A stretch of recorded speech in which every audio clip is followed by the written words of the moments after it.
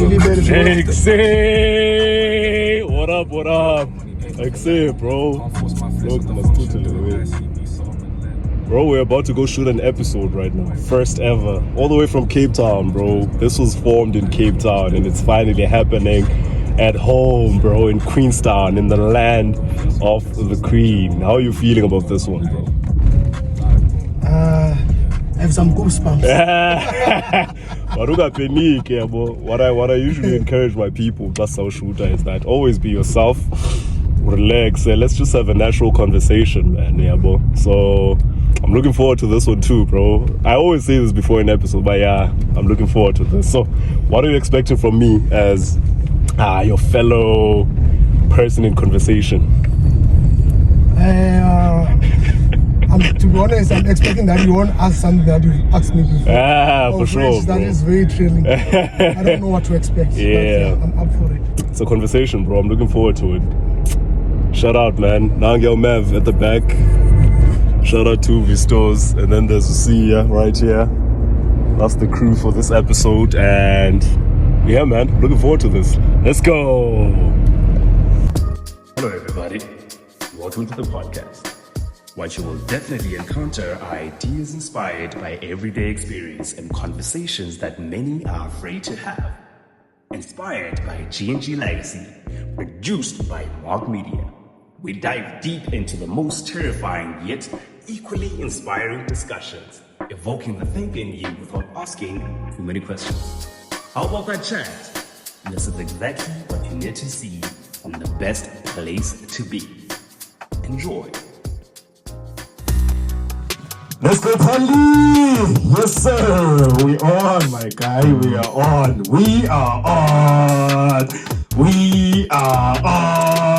Yes, yes. How are you feeling, brother? Hey, man. I can imagine, bro. Yo, we've been trying to get this set up to be live for quite a long time, bro. And finally, it's happening, bro. But it's in Let me just start with this guy, bro. What's this guy? Guys, this is my landlord. Yeah, man. Shout out to the guy, man. It's part of the episode now. So try one of the episodes sometime in the future. No, it was your guy that put you in here, Maichi. It was the guy that put you in here. And we appreciate you because Guelo. And bro, you have a lovely setup here. Oh my god, bro. This feels like a place that's outside of even here. Like it feels like it's outside of Cape Town. I mean Queenstown. It feels like it's in Cape Town actually. Yeah, bro. And I don't know how you keep on finding these places, bro. It's crazy. It's because for the people in the back, like the production team, this guy, literally in Cape Town, lived in one of the best residences, like in Cape Town. I remember I was a student. I didn't even know, but I'm going to touch on that class as we go on the conversation. Best accommodation ever. Like, ever. And Salah, and he lived next door to my place. And I was like, yo, every time we play FIFA, I would prefer to play FIFA on that side because it was crazy, man. It was crazy. How are you feeling, bro? Like, for real now? Hey, man. I'm getting into it. Yeah, bro, I'm getting into it. Yes, sir. Yeah. Sure. Otherwise, it's a great day today.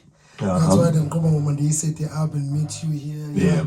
I've seen the podcast. Bring the mic closer to you. Closer, Yeah, okay. perfect. Yeah, so when I saw one of your episodes, like, I have to be there. Oh, yeah, man. Yeah, I appreciate that. I can share, Yeah. You know, whenever I speak to people about the podcast, for me, it's much more about sharing experiences and having the conversations that most people don't want to have. Yeah, bro. And when you reached out, I was like, yes, about time. Yeah, because I've been waiting for you. But as much as I'm waiting for you, I love it. It sounds like things happen naturally. Yeah, but for example, we had a conversation in one of these places. It's like what Timana goes. That's our private life, guys. Yeah. I'm not gonna mention. I'm not trying to mention what those places are, but you can imagine there's a lot of people there. People are rowdy about events and those are.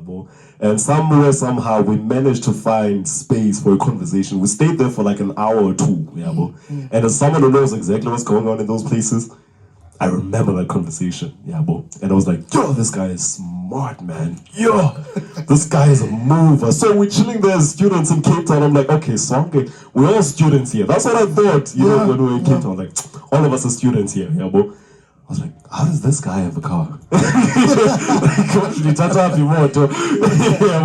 Like, probably one of those rich kids, you know, that we meet in varsity. And I was like, okay, cool, man. But very chilled, humble guy, man.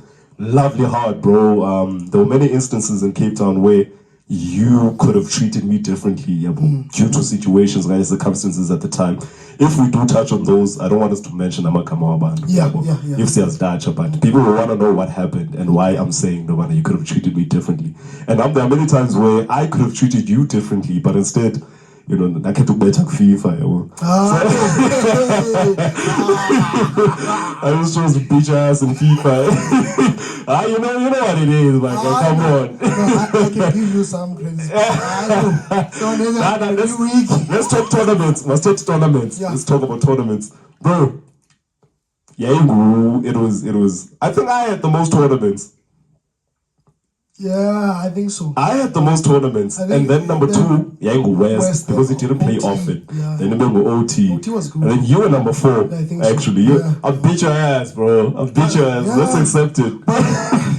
Do you know a guy will always be there for other guys? I beat him so that another So that's the only time I had to beat you. You know when you're too good at something, people conspire against you, bro. It was crazy, but yeah, man. So this goes to say that you are someone that I could say I know to a large extent. But there was always a thing, you know, with gents. There's always a thing where, especially when we meet in these big places, you know someone, but you don't know someone. You know, it's crazy. I got to know your name, you know, later on in that year, bro. Like, I've known this guy for the whole year. But your actual name, later, even I'm sure you knew my name way later. Yeah. Because you know me as Ochi. I know. Do you even know my name even now? No, I know your name. What's my name? It's okay. Shout out. I feel like for when I sort of, literally, I remember your name when you gave me your number. I was like, shit. I only know Which is this year, bro. Which is this year, bro. You see what I mean? How long ago was that, bro? That was like 2021. Yeah. And you're only getting to know my name now. So it shows how much I can literally vibe fully without even knowing each other's names. It's crazy. Because I'm OG. OG. Yeah. OG. Yeah. So, yeah, man. Yeah, so I would like for you to just quickly introduce yourself to, you know, the podcast. You know, the name of the podcast is called How About That Chat? In an episode, actually. Okay. It's called How About That Chat? It's conversations that people are afraid to have. It's us sharing experiences. And what I love most about this podcast is that I get to sit with people that I know. I get to sit with people that I don't know. But overall, what happens is I get to share different experiences from different parts of my life, because now I'm going to get to share a different part of me from Cape Town. Yeah, so just quickly take it on, my guy. Introduce yourself, tell us what you do and what your expectations are of the podcast. Let's go. Hi guys, hi. Welcome to our YouTube channel. Yeah, so as we know, Sixolile Mapoloba. Shout out, bro. Yeah, currently I'm a town planner. That's my career. Shout out. I'm pushing. Yeah. But then, sometimes when people ask you about yourself, in terms of age, I'm turning 25 this year. Shout out, bro. Yeah, it's crazy, man. It's crazy. Yeah, bro. Like, I'm very young. Very young. Like, how did you? Hey, bro. What the? Yo, I don't even swear on this podcast. Away. Continue, bro. So pushing my age out. So I'll be turning 25 on 13th of October. 13th of October. Yes. Yeah. So by not 25, I feel like I'll that now. I'm dala, bro. Yeah. What do you want for your birthday, bro? No, nowadays, man. No, I just want to have, nice time. I just want to nice times with nice people, with nice features and nice things. Yeah. Things that will drink more things like what brought us here today. You understand? Those things to me. We can never record that if you think about it. You can never record that. It will be stuck with you. Yeah, for sure. I love trading memories for myself. That's a type of guy, because I believe when you're old, you'll be left with your memories. For real, bro. Like, so, yeah. But can go cooler. be surprised. I grew up a very poverty-stricken family. Oh shit, bro, yeah, that's crazy. It's crazy. So what's your history with Elliot? Okay, Elliot, I'll tell you. Okay. Yeah. So I zalele dalini ngikhule ndisolusa. Sure. Zonke engekhaya mhlawumbe zitya ukupheka. Ii-duties were all great. But then what I discovered at a very, very young age, I don't know how it's like, I discovered when I was doing grade 7 that I'm actually very smart than everyone in my family. Because I never struggled with books, and I always think outside the box. You're smarter than everyone in your family. Yeah, how are they gonna feel when they listen to this, bro? No, man, trust me. They know I'm there for them. They always say, you're the chosen one. I respect all powers.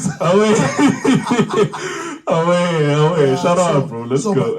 So then I had a very, very supportive family. From my mother's side, yes. Yeah. So my mother is married, my father is married, but they're not married together. Oh my God. So man, that's the kind of situation. No, not really. Let me just tell you a bit of my father's side. So with my father, we have 14 kids, right? So my father is married. Yeah, it's crazy. So my father is married and chatting by 3. Then this is the current marriage, no? The current marriage. Okay, sure. Yeah, sure. Sangwa chatted before. Oh, nice. So, yeah, it was just yeah. So he was just messing around before. Yeah, sure. So we got 11 kids outside. Oh, that's crazy. That's 11 baby mamas.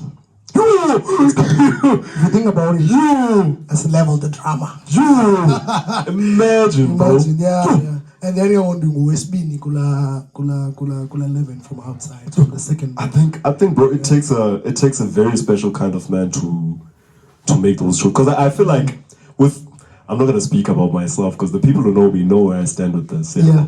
I think it takes a lot of precision and decision making for you to get to a point where you say, you know what, I'm gonna have 11 baby mamas.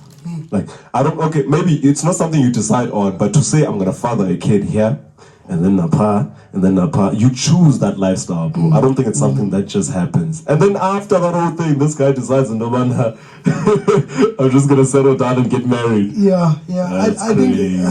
Well, I will tell you why he got married. I think it's sense of money and power. Money and power. Yeah. Sure. So time I never finished matric. Sure. So one man's and failed matric, but then we used to be a gangster. So he said he could share back in the 80s and 70s. Shut up, man. I'm telling you. Like, so when he had that money, yes, he stopped that lifestyle, but he invested on land. Utamkhulu. Sure. Waqala ishibhini and waqala ivenkile. So he's a businessman. So he became So time same thing, he went the same journeys inheritance he continued with the business. And up a construction company goes tenders over 40 million, 20 million. That's crazy. Yeah, so he's a big company. I'm thinking, since I know you, Mnane, I feel like what you're giving me now is an insight of where you are now and where you're coming from in terms of your mind state. Yeah, but because you're coming from a family that's very business driven, that's very goal oriented, that's very focused, and is trying to actually actively make a contribution. And that tells me a lot about somebody. And if I didn't know you, I would say that's the path you would want to go. Yeah. And because I know you, I know that's the path you are going. I'm definitely going. And I want us to speak about those as a I need you to unpack what you are doing and what your plans are and what your experience has been, in your career, in business, etc., etc. But no problem. Continue, bro. Continue. Yeah. So even not at same. They have businesses. Sure. I have the youngest last born. Sure. He can't even fill up the form. Who's the last born? Like a Kufeme Kata. It's the last like going 5. Who's the last born? Timer. Timer is the first. Oh yeah. Yeah. But I'm talking about the last one. Oh, his siblings. Yeah, okay, sure. He can't even fill a form. He was not educated, but when it comes to business, my man, he knows how to put things together. Sure. He's a businessman. So then what I discovered outside that definitely I must have those genes as well. Yeah. But you know what I say? That's powerful. Yeah, that's so I was like, actually. If I also have those genes, that means there are a lot of things I can That's very profound, bro. Yeah. Do you think do you think it's a matter of hard work, okanye it's a matter of, number one, I'm destined to be like this, so it'll happen nonetheless. And number two, so ndimlo. So either way it's gonna happen. Yeah, but do you think it's because it was meant to be that you are the person that you are? Okanye, it's something that you are actively learning as you go through life, right? I can take the second one.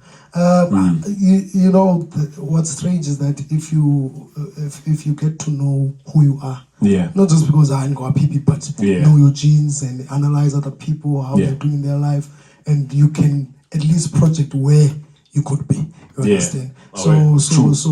And now when you're taking these small experiences, then you're starting to learn how to groom yourself and build yourself. For sure. So I don't believe you get born like that. No. You can be Ramaphosa's son and still make it. If you don't know how to use it, you won't make it. Yeah. So it's also self-belief and also believe in yourself. Yeah. So going back to my story. Sure. Yeah. So then now the problem is you live by their rules. Their rules. Okay.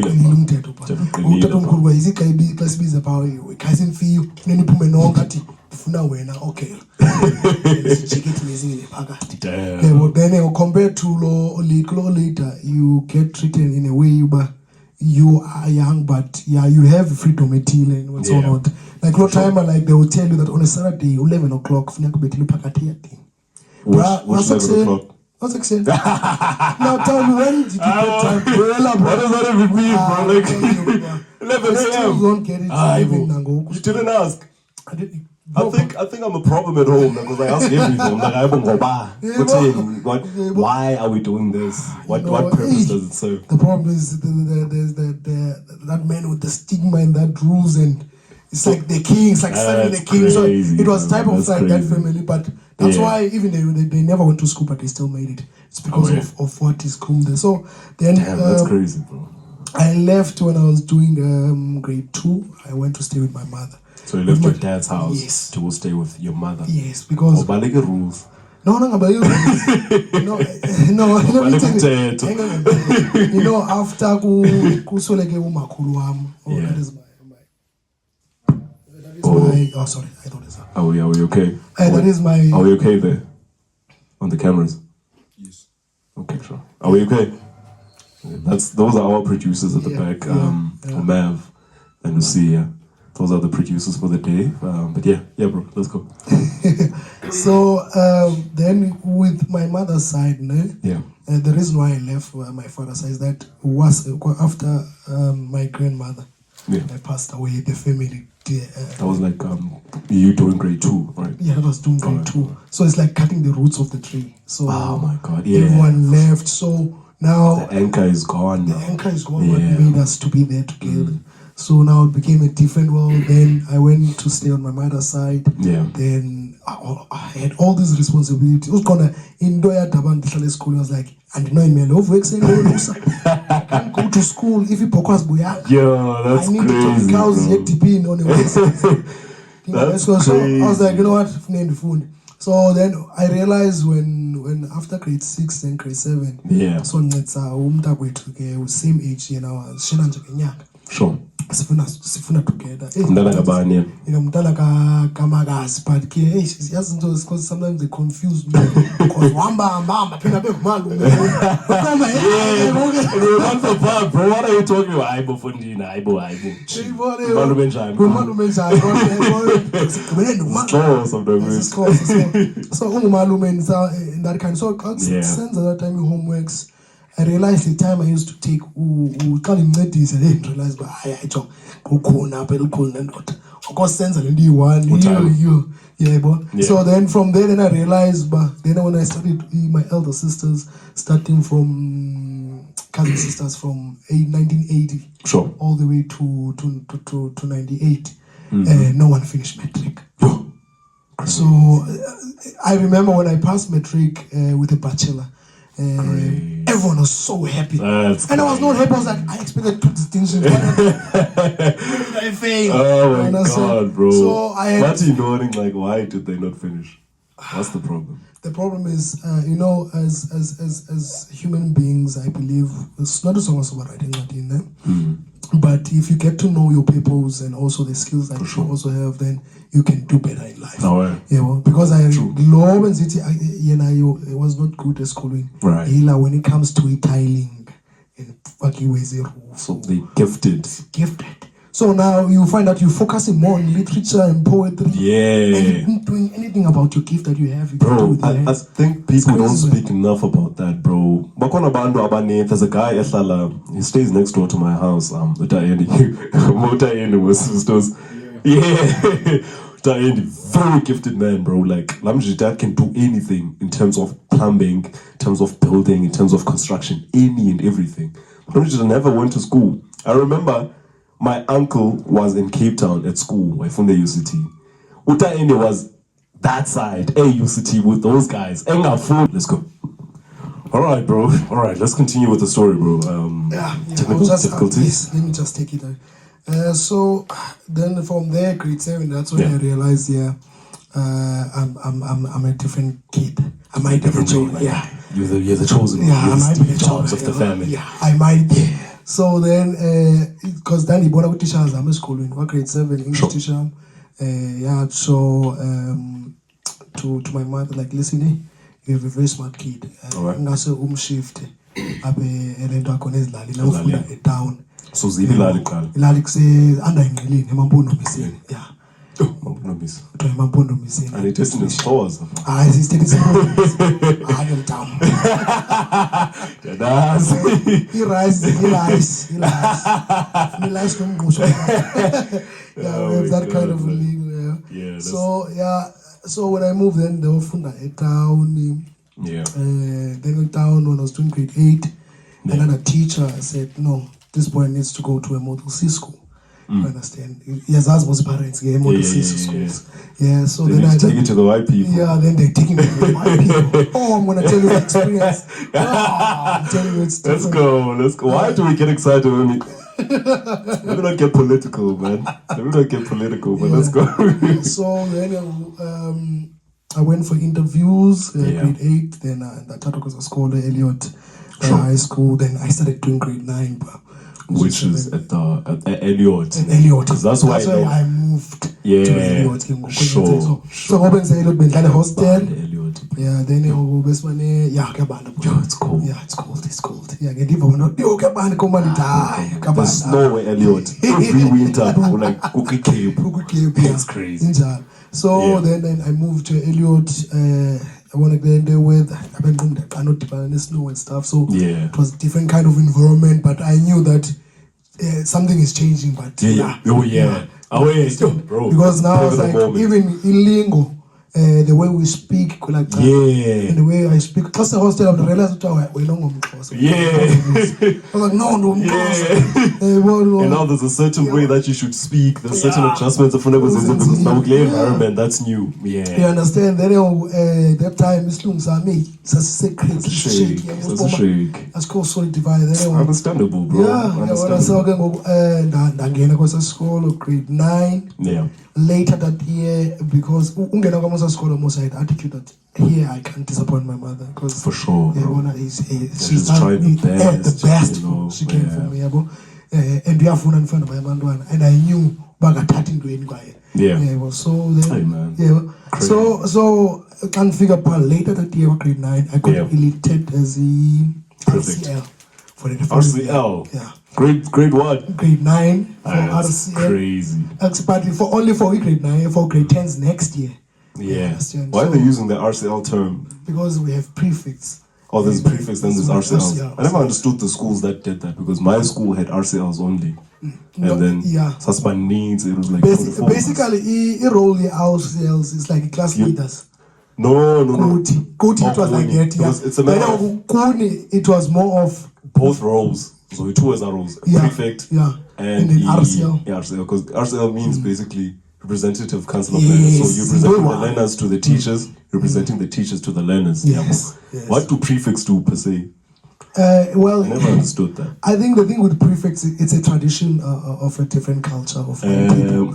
You understand? I love That's what a you white took school. it. Yeah. So now, So they want to the preserve. prefect and the RCL is exactly the same thing. Yeah, man. I feel like it's the same It's responsibility. the same responsibilities, that you have. So later that year in the RCL, then I got elected mid-year, grade 10, when it's following year, as a hostel prefect. What? So I became a hostel prefect at grade 10. So now, Usuka as Lalini. So Lalino, And you're dominating, you've been put in leadership positions. And remember what the teacher said to your mother, "Ba, this kid is special, man. Take this kid to now that he deserves to be in, and you'll see him thrive." And that's exactly what you did, bro. Exactly. Crazy. Exactly. And you see now, Clan Fever grade 10, that's how it went. Then end of grade 10, I got in a hostel. There we had prefects. Obviously, when you have hostel prefects, you have duties, you have to ensure Sabandana, that.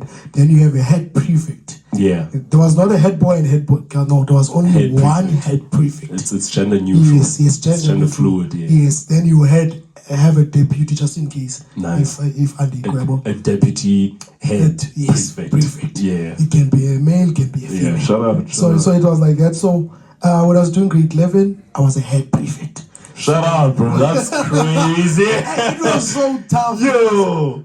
I had to handle another in grade 12, bro. When I was still grade 11. So there was that bit of title. So there's a lot of animosity even towards you, but yes, who's this kid now? I was so alone, this little kid. And how did you handle that, bro? I mean, when I speak with you nicely. True. And the back or address it for anything. I'm telling my guy, I'm doing what my position is. Yeah, don't hate on me, bro. Don't hate on me, bro. It's my position. Now maybe if you want to be here, you will feel the heat as well. I promise you that. You understand? So Kokumnan by head prefect, it came with privileges. You get your own room, your own bathroom.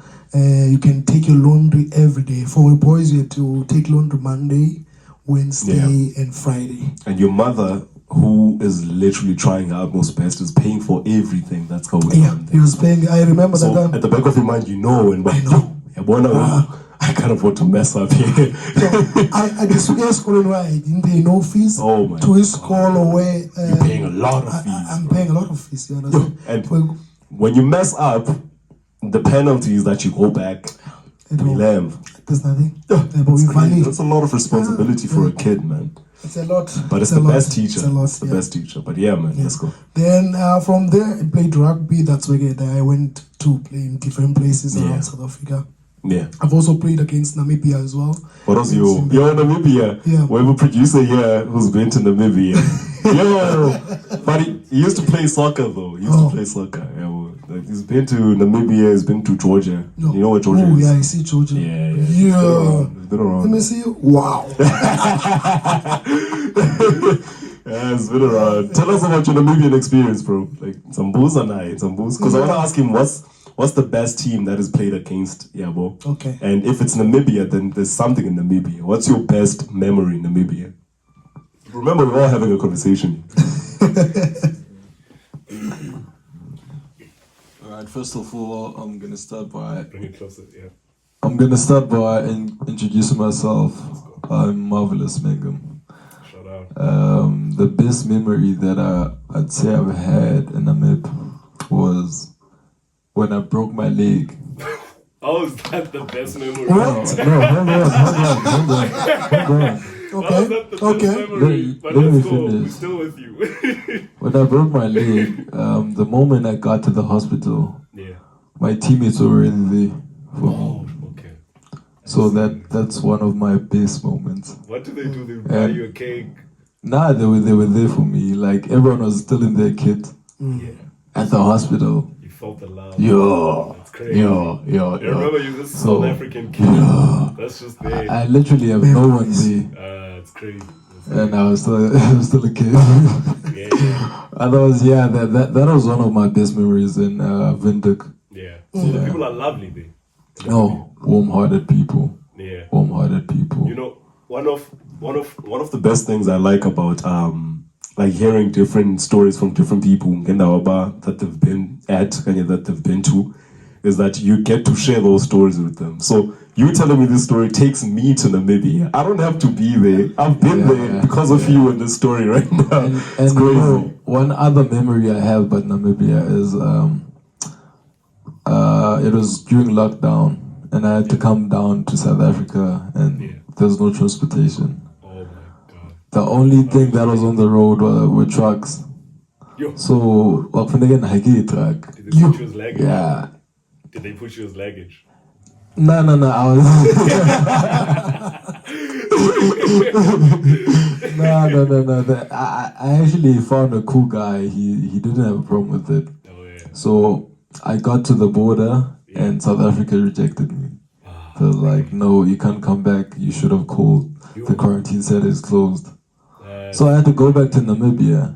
And I stayed at the border for like a while. And then at night, they were like, and those were like the most wonderful people. They gave me a place to sleep for like the whole weekend. You slept in a shack for the weekend? I slept in a shack. I had food, like a warm proper meal. Yeah, and there was a sanitizer that time. And the mask. You know, no, those are Africans. Those are Africans. Amazing story. Amazing story, bro. Producer Sia, are we still good? Yeah, so great. It's crazy, bro. Like, it's crazy. You see, like, that's the beauty of traveling, man. Yeah, where you get to bring back home, you know, these beautiful memories that you've made all across the world. And you get to meet different people with different stories and a different way of life. And it's amazing, man. It works. It speaks, you know, it contributes very well to somebody's character also. Yeah, well, because I know he grew when he went to Namibia. Like, I could see, like, the point of growth in his life, the pivotal moment where your point was when you moved from Elaline to Elliot. Yes. That's when you were I was out of the box. You're out of the box now. That's what happened to him when he went to Namibia. But yeah, I was gonna ask, what's your favorite team that you've played against in rugby? Because I know rugby enthusiasts, there's always that one team that they can speak about. Yo, Sterling, yo, Chelsea, yo, remember 2016, bro?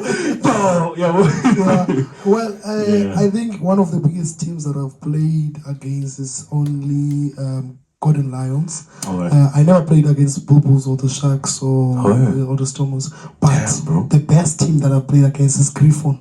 Griffon, I think they are a club from Northwest. Yeah, they're a club from Northwest, and those guys, they're good. They're good, bro. Feel them, man. Feel them. When you tackle those guys, you feel it. You feel it. Yeah, but I think the most intense game I've played is probably against Zimbabwe.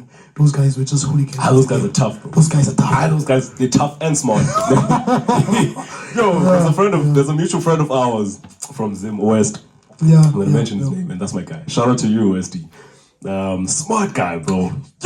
Smart guy, bro. If I could call him right now, I actually would. But I don't have his number on this phone, on the other phone. But very, very smart guy. He gave me. It was him and his other friend, Steve. Steve, do you know Steve? No, not really. I don't remember him. Steve from Cape Town. He owns a telecommunications company. But yeah, he's Westy's best friend. Yeah, okay. But yeah, man, I used to hang out with those guys. And those guys, bro, like, they gave me a different perspective of people from Zim. I was like, this is crazy, bro. Like, do this in Zim? Like, the stories, crazy. You think Zim is very underprivileged. Up until you hear stories of people who've been to Zimbabwe, who've lived in Zimbabwe, who grew up in Zimbabwe. It's crazy. It's not as bad as we think it is. It's not as bad as we see on the news. You know, propaganda will kill you. You know, the Western propaganda will literally tell you what they want you to hear and what they want you to see, so that you have a different perception of whatever place that is. Yeah, well, but those guys gave me a very healthy depiction of what Zimbabwe is. For real. Yeah, well.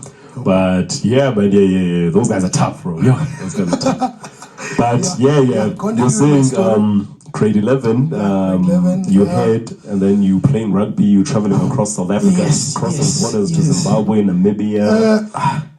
Grade 11 was actually one of my toughest years that I had to make critical decisions. Yeah. Because I got a scholarship, Durban Boys High. Beautiful. School to 3 years with Sharks Academy. Beautiful. So that time, grade 11, they wanted to pay me 8,000 per month. That's great. Imagine. Imagine. But the only condition that I didn't like is that I have to read to grade 11, whether I passed or not. Why do they wanted to keep you at school? To keep you at school so that you develop. Yeah. So I was like, hey, then same year in my school, then I was elected as the head boy of the school. Great. So I was like, what? You keep on progressing, bro. I'm telling you. We have a I was similar like- story, but yeah. So I was like, do I leave all this now? Yo. That's crazy. And already that year, also same year that year, I was already representing with the head boy and the head girl of the school. Yeah. As a school representative, hostel learner. That's crazy. On the school governing body. Yeah. So I have pictures. I'll show you pictures. Yeah, where we take school governing body. I'm there. I believe you, bro. Yeah, I believe you. Why would you lie to me? Yeah, even when I was playing rugby, man, like under 16, I was captain, but first team I was never a captain. Yeah. But I managed to be vice captain in one match. Bro, you're always in positions. Like people always see I'm a leader, man. your substance. Like Yeah. it's great. It goes back to what I was saying, bro.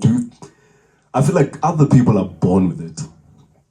But I feel like other people are born with it. I remember in varsity, first year of varsity, there were elections, in-house at the residence where we had to choose corridor representatives. So remember, let me not say remember, but our residence had 4 blocks. Okay. Now, all those 4 blocks had 5 floors. Yeah, well.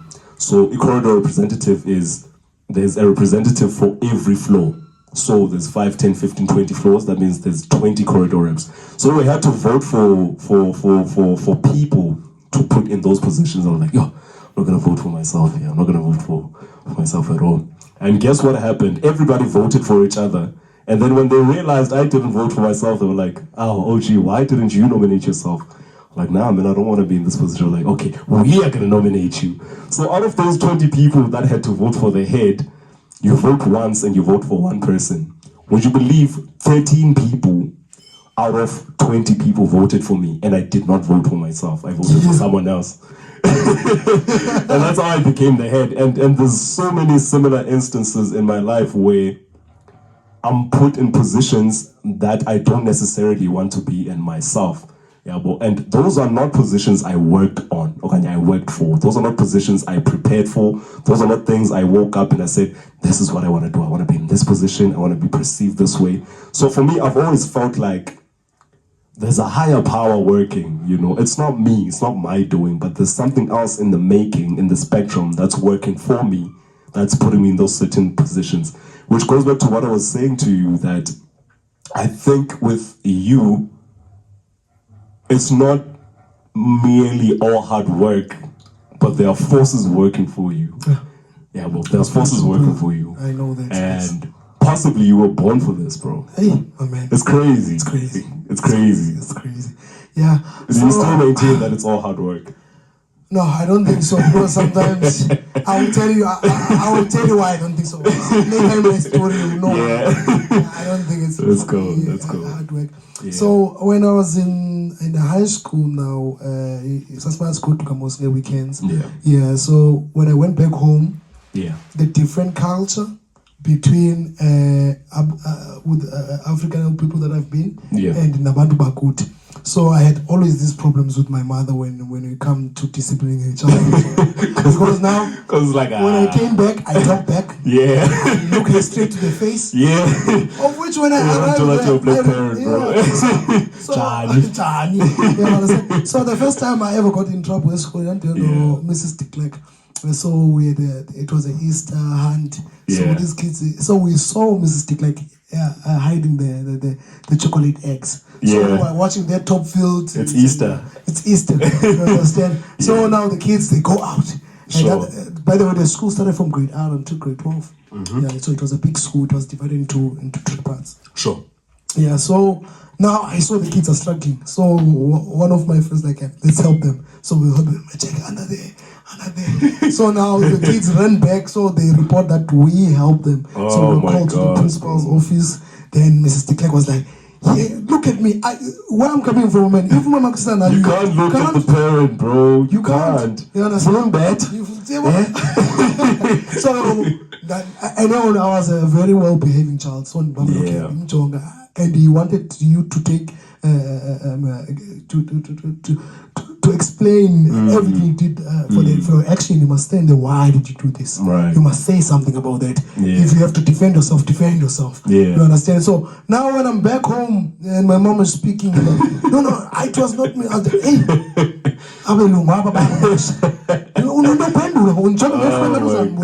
understand? So hey, man. It was. That's crazy. It was another cultural experience that transitioned, and also I feel like it was also part of my development to understand that some people will never see you the same. We are all different. For sure, bro. So if you understand that we are all different, then it's easier to it makes it easier for you to navigate through life with those people. You understand? So then grade 12 I was a head boy. Sure. I was a head boy. A lot of people have to do speeches and whatsoever. So I was a head boy. Then there was always a tradition that I think I was the second black guy head boy there in that school. So now we're getting racial. Now we're getting controversial. So even though, so we had a floor that was a wall of fame. So when you go to the staff room, there's that floor. There are pictures of head past head boys, matrix, people who've excelled in sport. You'll find me there. Trust me. Yeah. With the white people. Yeah, with the white people. You are there with the white people. With them. Yeah. I was the second black person in the school. You understand? So I got those orders. Then I decided to create something new, because it was always leaving a legacy behind. So you have people that have came in.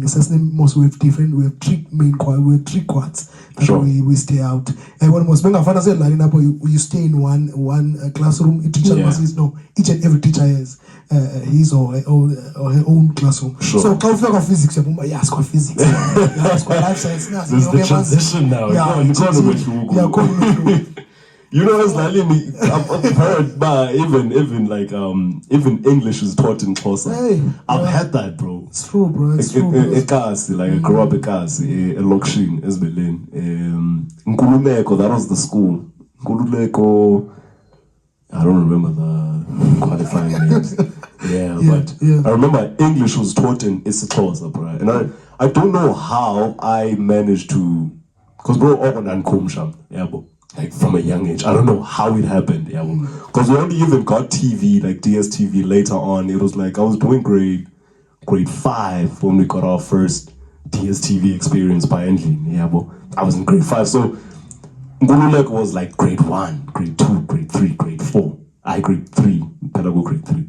And then Kumsha, and I was like, yo, why are they teaching us English in Xhosa? It didn't make sense, bro. I don't know why there wasn't any monitoring of that. And I think that's one of the things that basically derailed our development as abantwana abamnyama in those schools, bro. And our parents do their best to take us out of those schools, but I think that's not the solution. But I don't want to get too deep into that. That's one of the things I'm very passionate about, actually, Yabo. And I'll get into that one day with you. And I know you're going to come back to this podcast for another episode, but so I'll dissect more issues when you come back, because now I will have gotten to know your story. And we'll now get to a point where what are we going to implement together to change the world for the better? But anyway, let's go, bro. So then from there, it was a great high school. Everything went well. Then I registered in University of Johannesburg. I was doing construction management. Then I didn't like it. Bro, you're so young, bro. Like, how do you have so much experience? So you hated construction management? I only started the UJ 3 weeks. Then I deregistered. I went to Cape Town. My mom was very worried. Which year was this? This was 2018. 2018, sure. Yes. 2018 was doing my first year. I finished my trip 2017. Sure. So now I'm doing. So I was like, you don't know anyone in Cape Town? Because at least we have relatives in Johannesburg. I was like, you know what? I'll find my way. That's sort of the thing I want to speak to you about, actually. So I'll find my ways, and she was like, okay.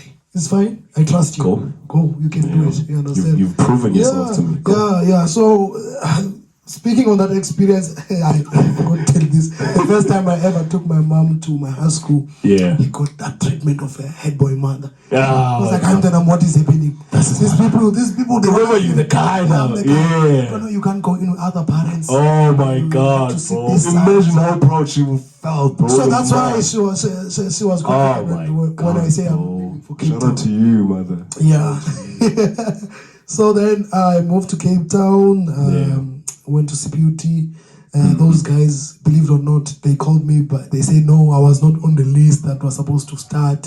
I'm still on the waiting list. I was like, no, guys. What do you mean? What do you mean? Because you said I must come through and Yeah. register. So now when I get here, I have this problem. Yeah. Don't know, something internally happened or whatsoever. It always So- just like that before things work out. You understand? So I was like, hey, I regret my decision of the register.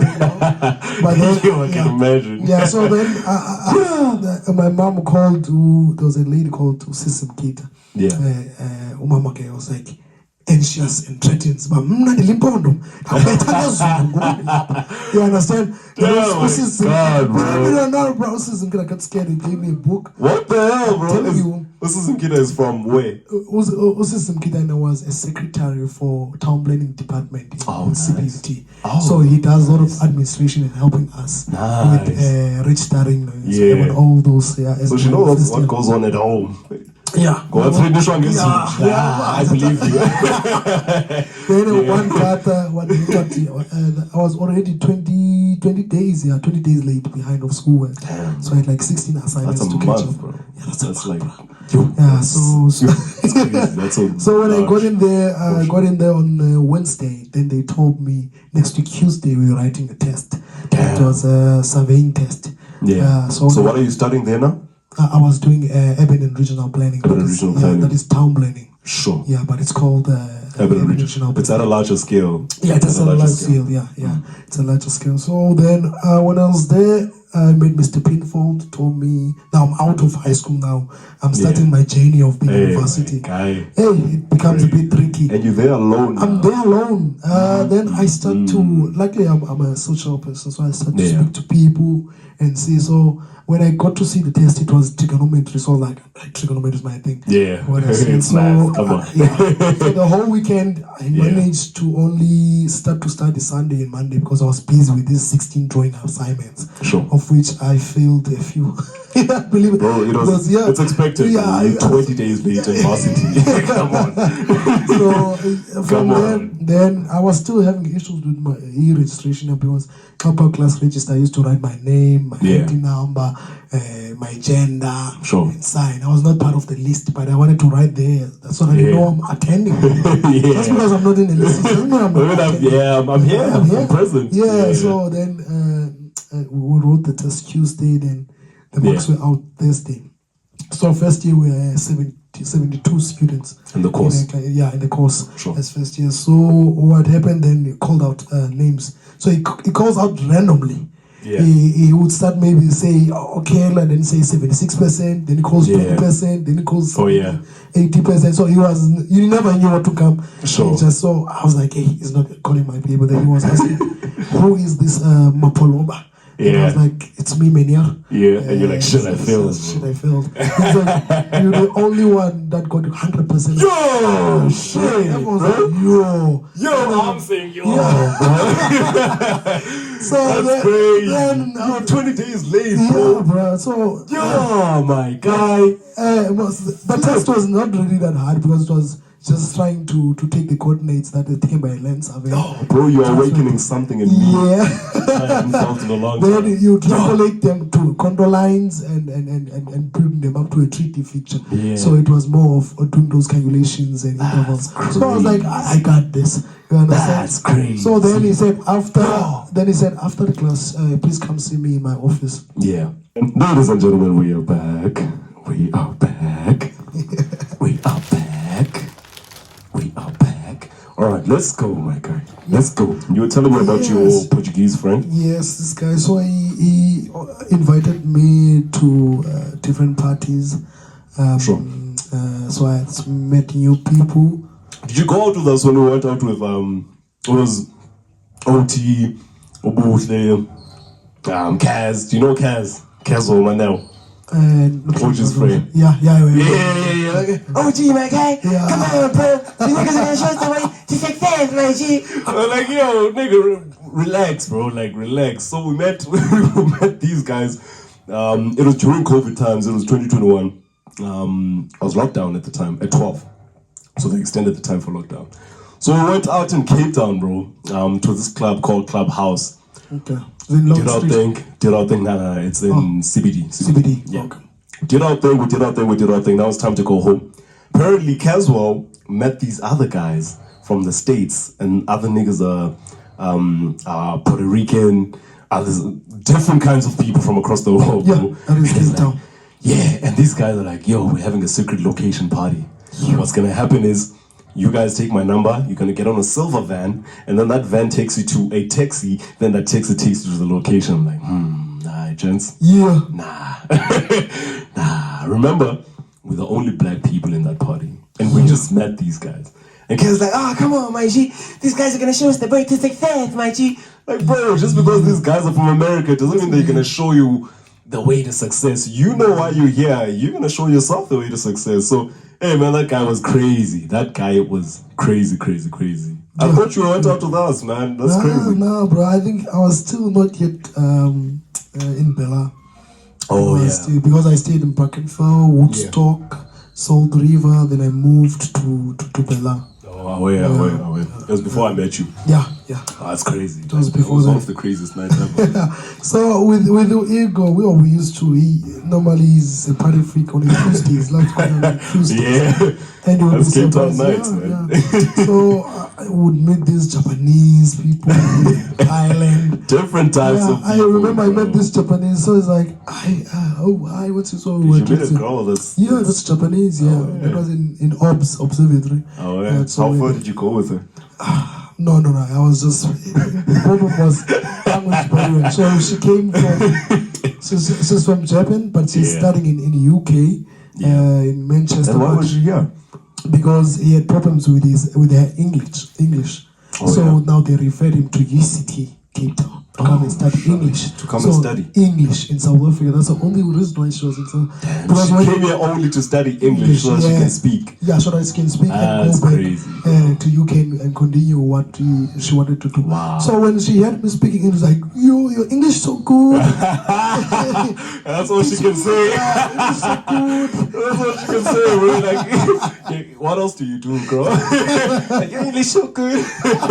I met a lot of different people, but then there's this one time I got invited to this party. I was literally like the only black guy. It's always the case. I'm not comfortable with those parties, bro. I at least I knew Ego's friends, so I was like, I'm comfortable with this. There was somebody you knew. Yes. Yeah, but there was somebody you knew. In Cape Town, bro, anything goes. Especially if it's a secret location party. I'm not comfortable with those. So when we went to the party, luckily I saw one black guy. So I was like, yes, my guy. Hey, bro, unjani, bro? He's like, away, bro, nah, bro. I'm not much into that mother tongue language. I was like, what? What the hell, bro? What happened? Nah, I grew up in Cape Town. I was like, relax. Ethnicity and what's happening? Then I was like, nah, I think my home's in Eastern Cape. So I'm like, my man, you lost your roots. What's up? Guy, I understand. on, but then that's where. So how did you lose it, though? Hey, bro, but I am drunk. No, bro, you should know. Go happy, bro. That's fine, bro. You're in Cape Town. Do what you gotta do, man. Yeah, well, so do what you gotta do, man. Then second year, then that's when I started working.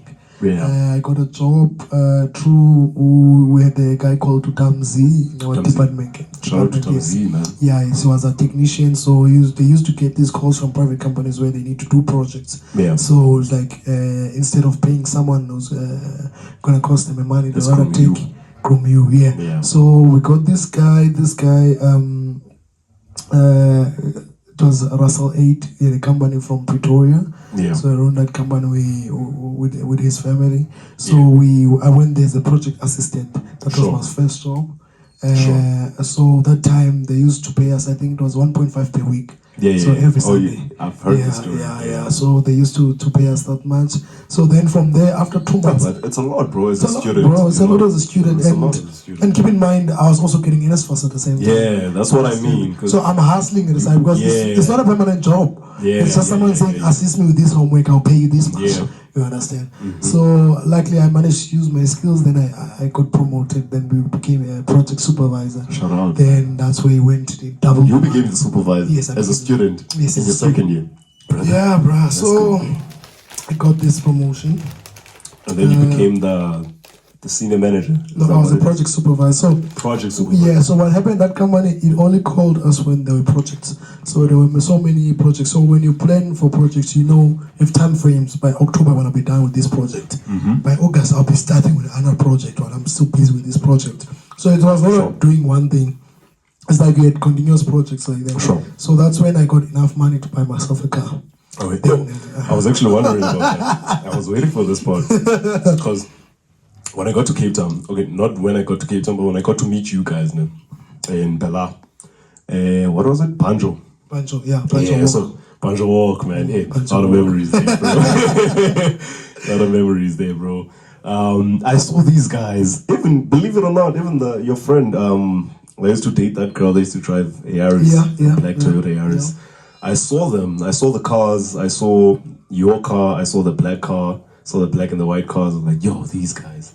Can't believe we're all students and they have cars. What are they doing? It was probably rich kids, you know, from Cape Town.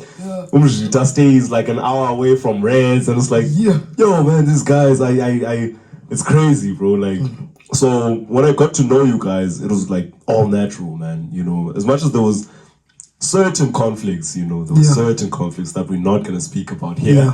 It was all love, bro. It was all love, especially when I spoke to you. You were literally the most warm and welcoming person, you know, in that room. And I was like, yo, who the hell is this guy? I remember asking OT, man, where does this guy come from? You know, then he was telling me about you. I'm like, yeah, man, he's super chill. Yeah, I really love super chill people. So for me, I was like, yo, when you told me the story now, okay, makes a lot of sense, bro. Like, makes a lot of sense. This guy is actually a hard worker. He's the opposite of what I thought he was. Yeah, boy, he's working hard. He's a smart guy, dedicated, driven, bro, everything. And I'm like, yeah, man, I had a newfound respect for you. I respected you before on that level. And then now I got to know the behind the scenes, and exponentially, bro, like my respect for you just went through the roof, bro. Through the roof. It's crazy, bro. It's crazy. So actually, you know, when I had that money, I actually had money to buy a second-hand car. Then I spoke with my mother, and it's like, no. I remember you told that story. Tell me how much do you have, and I'll take that. I'll be paying installment for now, and we'll rather get a brand new car. I remember it's a car that was new at the time. Remember, I don't want to mention the car, but Fika La Moto in the market in South Africa at the time. So the installment is about 6-7K at the time. Hey, bro, that's crazy. So then from there, then after I went to, after COVID started, then I lost my job because the Why guy... didn't you put us on, bro? My man, you know... We are just playing together and... I mean... Because I'm withholding the information. I'm doing loan, like, I don't even know where I can hire you. Bro. So it was like, you know, one thing about varsity is that you think you know what people are studying, and you're like, what is that? There's something called biochemistry. What do you do? You understand? Like, where do I put you, bro? Biochemistry. I don't know. What job is that? So when then 2020 hit, COVID hit, and the guy told me, listen, my guy, we're all at home. I can't be paying you to sit at home. Man. And now we didn't have an employment contract, so it was more of it's over. It's over. So then, luckily, still true, the same Tamzi from the department. Shout out to Tamzi, man. Tamzi. You're a real one, man. So we respect you over here. We respect you was he linger up? They wanted experiential learners Butterworth. Sure. Yeah, that is my local municipality. Yeah. So I stayed at Tuwa. I stayed there while studying. Because that's funny block weeks. Yeah. So that was which year? That was 2020. I met you 2021, right? 2021, yes. That was my third year. Yes, I was doing that's your fourth year. Your fourth year. Yes. Sure. Yeah, so same time, meanwhile, I was working that side. I already had the car. You understand? Yeah. And so after COVID, yes, there was some pit stop they came through, but they were never solid like before. Yeah. But so then I started working with the municipality because that's when I realized working with private companies sometimes it is an advantage in terms of money, but in terms of security, it's not. It's a disadvantage. Yeah, it's a disadvantage. They'll cut that. They'll retrench you quickly. Yeah. So that's when I started my experience. Then I graduated 2021. I left you guys. That time I was graduating 2021. Yeah. They wanted me already. They were giving me times to go back to school. Then I was asking for my friends. I'm like, my guy, we need you. You are needed in the working environment because I create a very nice space for people. Yeah. Yeah, so I know what I'm doing. Yeah. So from there, then I got another offer, another internship in my municipality, Nyande local municipality, which was expiring this year, February. Then last year, August. I got an offer here in Queenstown. That's crazy. Come on. So now I'm going back to what we said. There might be forces. It might not be hard. I'm telling you. Forces. That's what I thought after our conversation. This guy has been moving this way and is not even choosing. You understand? Yeah. It's happening for you. It's just happening for you. People like, hi, when a connection, I'm like, my guy. Because when they call me in Cape Town, I was like, listen, man, we need someone on a contract basis to help us with land use management. Yeah. We will be paying at least decent money to come stay in Queenstown. It's like, okay, I have no problem. Bro, what shocked me with our conversation, Sipa, in that place that I won't mention, is the amount of money you were making. The team that's listening there, this guy, as a student, prepare to have your mind blown. As a student, this guy, he was withholding this information at the time. He was getting paid 7,500 rands. Should I disclose it? Yeah. Every Monday. Every Monday. Crazy. Every Monday. He's a student, Lomjita. He's a student. We out here. My scholarship is paying me enough money to get by, bro, per month, and it doesn't even get to his weekly money that he's. Remember, he's also getting money from his bursary. Yes, because that was a side hustle. Imagine the side hustle is maintaining you more than your actual bursary. The side hustle will pay you more than your actual job once you graduate. Yeah, imagine. That's crazy. Yo. That's crazy, bro. It's crazy, my guy. It's crazy. That blew my mind, bro. Like, wow. We were busy playing around, studying and playing and studying and playing. Yeah. And this guy is watching us on some. Hey, Nina. Bro. Yeah. I think also what motivated me to work as well because those guys I was friends with the guy and also this guy called Zuzu that now works at Amazon. So I also have to say for the record, man. Should I mention your friend's name? The one that I had beef with? Yeah, I think so. Okay. We're cool, bro. I love you, bro.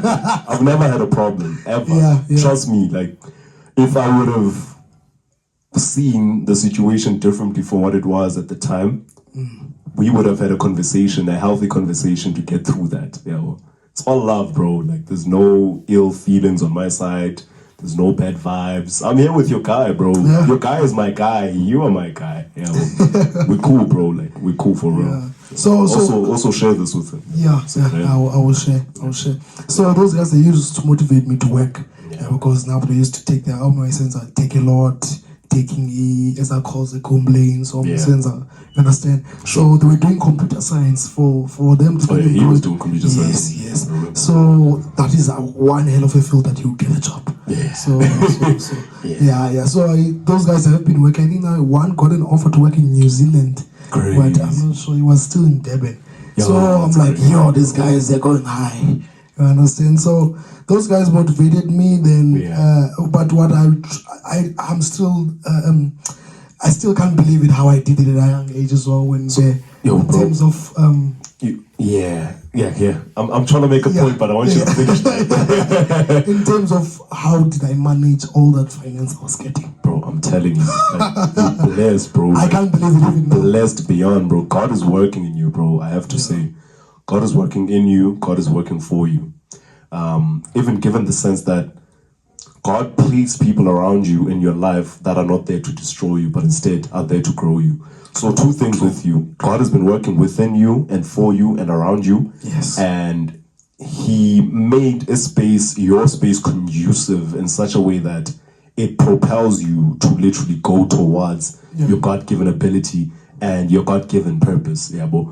And fortunately, bro, you were able to navigate or to determine that from a very early age. You didn't know you weren't actively doing it, but you were moving with purpose. Yes. With the purpose that you were supposed to fulfill from a very young age. And bro, that's luck, bro. Like that's you're very fortunate to actually have that from such a young age. Bro, it's most people never get that opportunity, bro. You're blessed beyond, bro. And it's only gonna get better from here. Yeah. Bro. It's only getting beautiful, it's getting bigger, it's getting better. You're touching more lives, you're having more impact and more contribution as you go from here, bro. Yes. It's crazy. Like there's a light in you, bro. Yeah, so There's a light in you. through all those years before then I left Cape Town, I'm here now in Queenstown. Yeah. So I'm And we're linking in Queenstown. I saw this guy. I went to remember that the book video. Remember that? I was shooting actually that day. I was shooting that day. It was a solo shoot. I was shooting by myself. Okay. So I met this guy as I was walking down the street, going to the center, the shopping center. It's like, yo, like, who the hell is this guy now? I don't want to speak to people. But then when you're in your element, I'm like, yo, I don't want to. I have my AirPods on. I'm not trying to speak to anybody. I look and I see, oh my God, there's a pretty lady in the passenger seat. I'm like, yeah, maybe I'm being called for this, you know. I'm being tempted now. Because at the time, I'm like, I'm in a particular journey. I'm not trying to be with, you know, I'm not trying to get into anything like that. But I'm like, okay. It's okay if it's calling me. I look at the back, there's another one. I'm like, yo, what is this? You know? Then I see the driver, I'm like, whoa, bro. I haven't seen you in 3 years, bro. 3 years, and we meet by chance at my hometown, literally Ismailin, where I was born and bred. I was like, whoa, the universe works in crazy ways. Unbelievable. And I remember when I told you I'm at work, I'm like, Yeah. But like, you work here. How is that possible? From the moment that we saw each other, bro, like Ismailin, I knew there was something that we were gonna do together. I just didn't know it was gonna be this. But I knew there was no way God was going to connect us again without a purpose. Yes. Yeah, bro. And yeah, man, let's see what is going to unfold, bro. But do you know why mostly I wanted to speak with you? I always wondered why you dated that girl. So I just wanted you to share your experience because I understand my friend's experience. So I'm crazy enough that we opened up now. Yo. Unbelievable. Okay, the guy I was speaking about now, we dated the same girl. Okay, he dated her and then I dated her after. Yeah. But, bro, for me, remember, you know my experience at that time. I just broken up with my girl, and it was hard moving on because we lived in the same space. Yeah. And then through a friend of mine, West, see this girl. We were supposed to go out together actually. Okay. It was a Saturday morning, beautiful Saturday morning. So he was driving to the beach. I'm like, yo, I'm gonna tag along, bro. Let's go.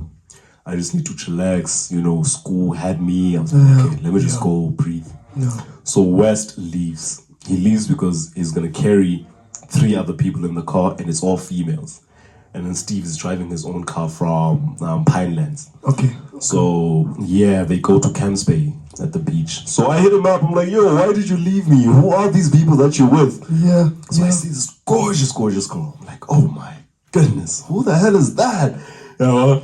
My friend had taste, yeah. It was like this gorgeous girl, bro. Like, gorgeous girl. Well, who is that, West? And it's like, it's my friend. Yeah, well, you know West. Yeah. Like, it's my friend. You know, like, bro, I need to meet her. Like, Yella, I need to see that girl again. Yeah, You know? yeah. And then he could have called me, chilling with her. And then we spoke. Cool. She was sweet, man. She was sweet. She was a sweet girl. Beautiful person. Yeah. That's when we connected. So for me, I didn't know anything about her dating somebody within the same vicinity as me. For me, it was just a matter of I'm seeing this nice lady and I like her. I would love to get involved with her, you know, romantically. Yeah. So yeah, that's what happened, and we ended up linking together. Yeah, what's wrong with her? I love the person that she is. She's chill, bro. Like, No, she's chill. She's a good person. I think she knows how to take care of a man. She's missing. She does, bro. She does. She really does. She would come here with like this kafti enough on this force to look good. I would eat that food for 4 days, bro. Yeah. Remember, I didn't even cook, man. You know, most times she would bring the food. You know, if she doesn't bring the food, she buys the food. I'm like, okay, if that's what you want to do, then away. You know, so I think she's very misunderstood. I feel like she's very misunderstood. You know, she needs someone to take the time to get to know her. Yeah, bro. And I did take the time. You know, we didn't work out romantically, but we are friends now. You know, she's in a very happy relationship. She's been there for 2 years. So me and her are friends. We speak every now and then. I keep on promising her that I'm going back to Cape Town. I'm still coming. This guy. But we're friends, man. We're friends. So that's how I ended up with her, you know. But obviously, she dated someone in the same vicinity, you know, and he was unpleased. He was not pleased with that. He was displeased with that, and unfortunately, that was the situation. You know, so me and him had a bit of a weird vibe because of that. That's why I say me and you are cool, bro. Yeah. We just didn't get the opportunity to talk it out as much as we were supposed to, and obviously there were feelings involved. So yeah, man, what's your take on her? I'm done. I mean, you know, I'm a man that minds my own business. Yeah, very much. I love to see people from their own perspective, from my own perspective. Yeah.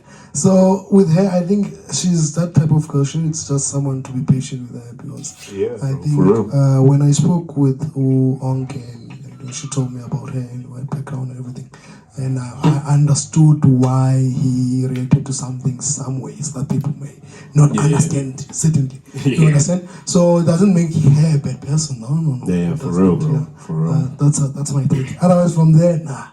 Yeah. I don't have anything Beautiful to say. person. Yeah. What happened to your missus? Oh, Cape Town. I used to be Got a lady. Oh my God. man. Come on, what's her name, Ganin? Let's not mention her name. Yeah. Should we?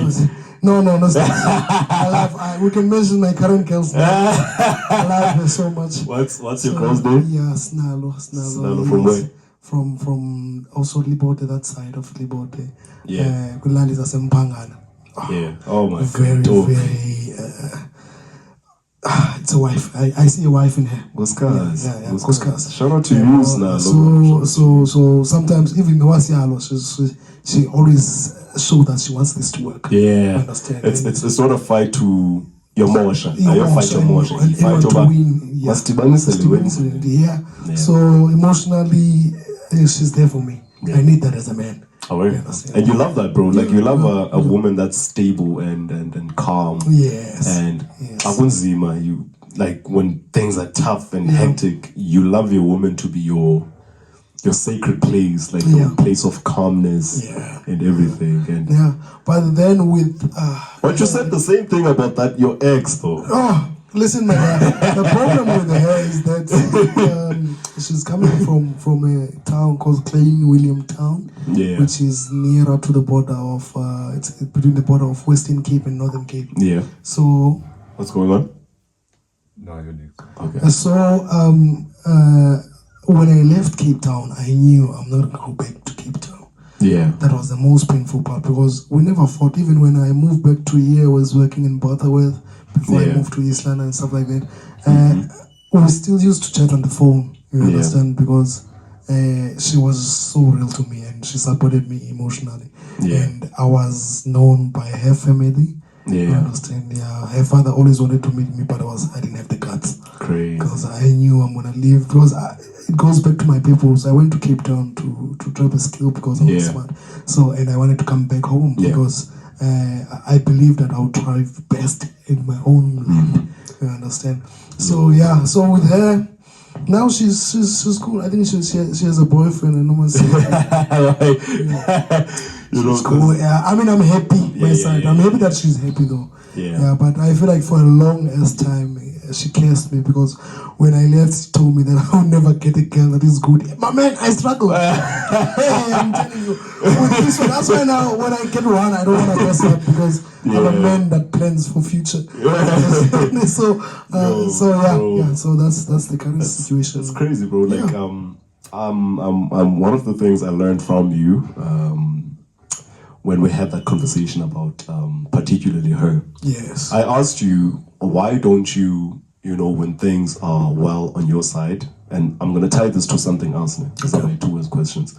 I asked you, why don't you, when things are going well on your side, why don't you go back to her? Because you believed so much in that relationship. So when things are finally okay on your side, bring her on board in your life. And you said one of the most profound things in very simple words. Yes. Like, my man, I move on, my man. My man, I move on, my man. I was like, yo, this guy doesn't understand how profound this actually is, bro. Yeah. Like, people spend a long time or a large portion of their lives being stuck in situations and people and environments that do not serve their purpose anymore. And that prohibits growth in somebody. It prohibits you from going the direction that you're supposed to be going. It stops your blessings, bro. Imagine you wouldn't be with your girl now if you would have kept her from that side. And that your girl is your blessing now, bro. And I feel like in life you should go with life, in God's direction. True. It was meant to be that you were supposed to go there and meet her in that manner, and then it happens how it happens. Bro. So that was one of the most profound things. I'm like, yo, this guy, he understands it so much that there's a point where you just need to let go. For your own sanity, for their own sake, because it's not good for either or to keep on hanging on to that. And the second part of it is you've been traveling all over, setting up shop, getting your life together in different places. You're in Queenstown, bro. When you got here, you didn't know anyone. Because you didn't know that we here. No, I didn't know. And I was like, when I first met Uko, I was like, wait, like you from here. You from here? Like even when I was moving to this side, I was like, who do I know in Queenstown? I was like, you know what, man, I went alone to Cape Town. It's crazy, bro. I was struggling in Queenstown. You what I always call myself, a pathfinder. Yes. You go to a place and you make a way. Yes. And you find a way and you make a way. If you don't find it, you make it. Yeah. And when you make it, you stick to it. Yes. And once it opens up, you go open another one. Bro. So how do you navigate through that, bro? I think people might think, I always tell people, they always say I'm bluffing. I mean, you understand with God, if you understand that you have your Messiah next to you. If you believe in God, God will open doors for you. I'll tell you that, my guy. You need to speak to Him any chance you get. This day I was telling my friend that sometimes, if I have problems in life, I would go to the bathroom to do number 2. You understand? Then I speak to God. Crazy. Unbelievable. I speak to God. And I don't know, it seems like He's been listening to me so much. Guys listening. So I always believe that God, I know my peoples. I know why you put me here. Once you establish that relationship with God, it's shy. It's over. You understand? That's not why it's easier for me to see my girlfriend that I'm looking to plan a future with her. You understand? Because I believe that God brought this woman in my life, and obviously there are so many girls out there, and women, we can get any girl we want. Understand? But sometimes it takes a special girl. Yeah, but I feel like females can get any guy they like. I think they have a higher chance of getting somebody than Tina. True. Even speaking of what, even with this girl, when I wanted her, she was dating another guy. Oh my god! Is this the one that you were? Let me not mention. Don't let me not mention it, yeah, man. When I first came, so it was this friend of mine wanted me to hook up. He's like, my guy, I'm not lying. That girl is perfect for you. Yeah. You understand? I was like, This your current girl now, right? Yeah, my current girl right now. Right. Yeah. So then when I met her, she was studying here in Queenstown. So she studied HR, human resources management here in Queenstown. So he used to date the guy in Queenstown. So when he's back home, I always try, doesn't want. So then I gave up. Yeah. You understand? Then later on, then like, I'm gonna let God handle that. Yes, thank God. So what happened? My work ended up me meeting her mother in some way. My because I work with land. So now I became one of the favorite son of her mother. Great. You understand? So now when I moved to she has a boyfriend still. No, she doesn't have a boyfriend this time when I move here. No, look at the timing. Yeah, so now she called me this other time. It's like, hi, but Queenstown. I'm like, what's happening? I won't even go, mama, Queenstown. I was like, what? Yeah, well. So then that's why I saw, and then when I say, she's down to earth. And whenever I give her problems, most of the time I'm the one. Because she always understands me. She always, because I'm very difficult to comprehend. Because I challenge you mentally. I've seen. So now she can handle that, and I want someone who's also trying to push in a direction. So that, because I don't want someone who will see me. I don't have a child, for example. Who will see me like, hey, this guy as a ticket. As a ticket. To golden life. No, I want someone who. It's one of the things we spoke about that night. Hey, we spoke a lot that night, actually. We spoke a lot. Because we were talking about how mindless that behavior was, in that environment, and how these girls think every guy is the same there. And we're like, hey, man, some of us are gold, man. Just give yourself the opportunity. Like, not in the sense that because remember, we were not trying to get with them. We're not trying to talk to them in that regard. Yes. But I think what we were trying to highlight more than anything is that they think everyone in that environment is the same person. And sometimes you just need to have a conversation with a real person to understand that Abanyawandu are literally going to be a blessing even if you find them in those circumstances. We're gold. We're not losing anything by not talking to you guys. It's crazy, man. Like it goes with knowing your worth, knowing what you are about, knowing what your business is. Yes. And right before we conclude, I'm sure some of before we conclude, speaking about business, I want to come back for business next time. Yes. Remember, I said you should mention your ventures. Yeah, your ventures. Just quickly mention them. What are you up to right now? Before we ask the producers to ask you questions, what are you doing right now? Long term. Don't give me something that's short term. Yes. Because we're not gonna post this now. We're gonna post this later on. Yeah. So long term, obviously, I'll always be a town planner. Shut up. Yeah, man. I'm pushing that. I want by the age of 40 to be a director. Yes, sir. Somewhere. Yes, so sir. those are long term goals I'm pushing now.